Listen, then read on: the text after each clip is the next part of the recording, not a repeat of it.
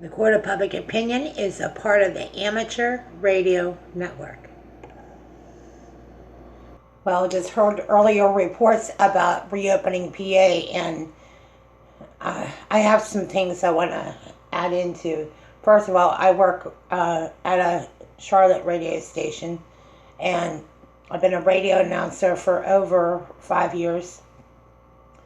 I have not done a whole lot of local news stuff here in Pittsburgh, in the greater Pittsburgh region. I have tried. Um, what I think is the dumbing down of Pennsylvania,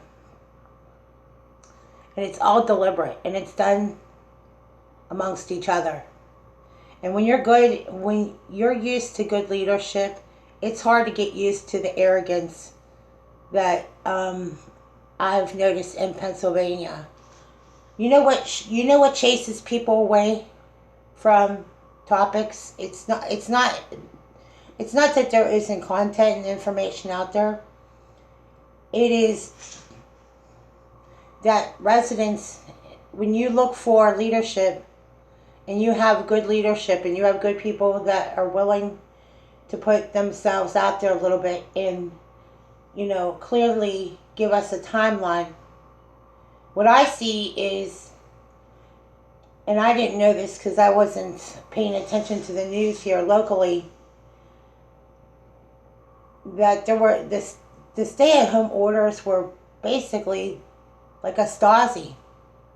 I'm going to call it the Stasi because, I mean, when we vote for leaders. And then you hear that the state police are ready to arrest store owners.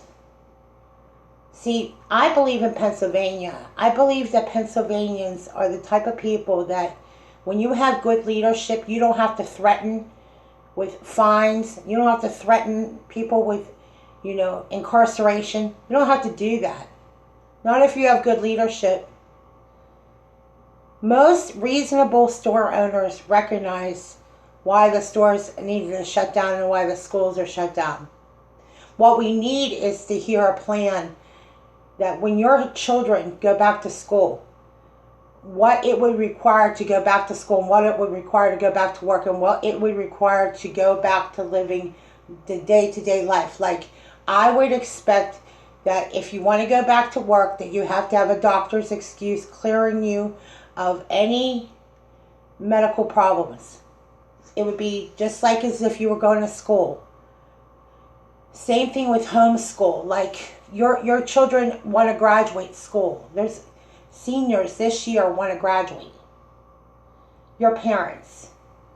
You don't want your children to be robbed of your graduation. So what you're seeing is, maybe I missed the news, but I noticed there are news reports that they are going to have graduation at a driving theater.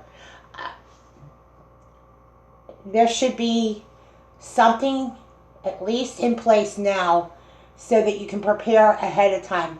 Here's what we want because the decisions this year for election and election down the road is going to matter right now about the decisive decisions that leaders make.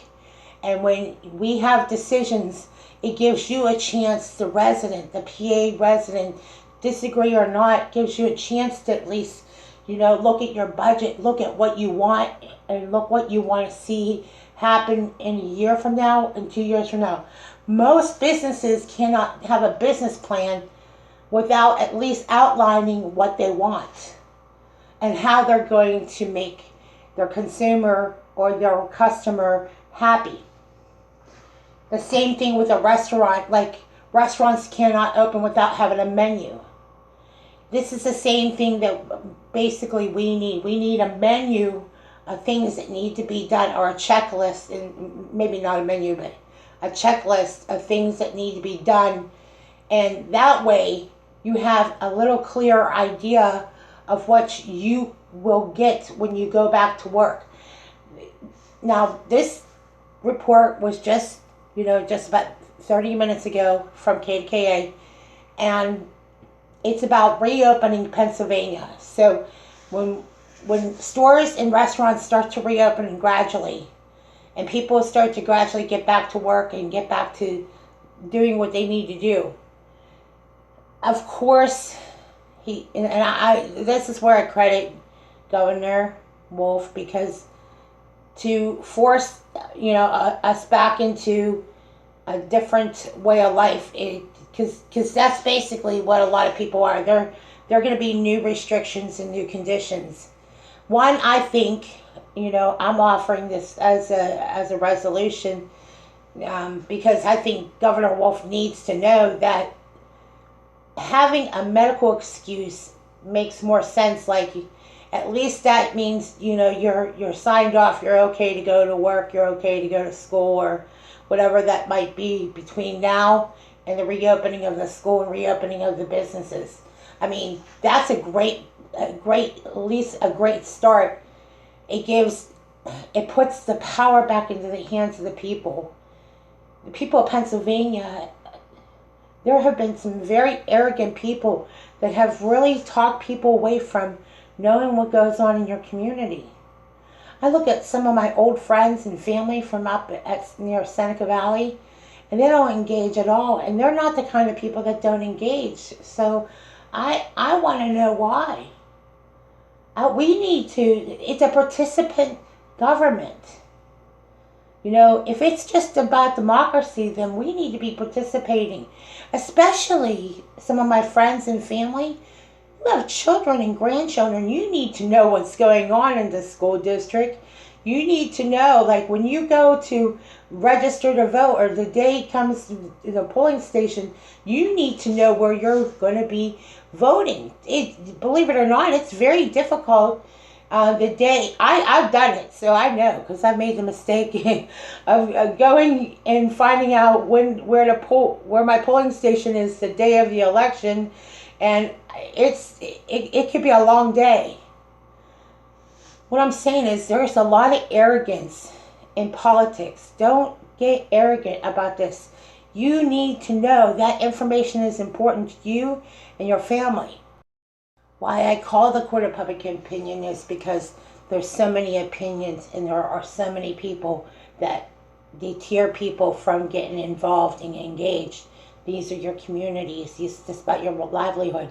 This is about your family. These are some very basic things that are important to each of us.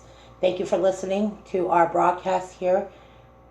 The Court of Public Opinion is a part of the Amateur Radio Network.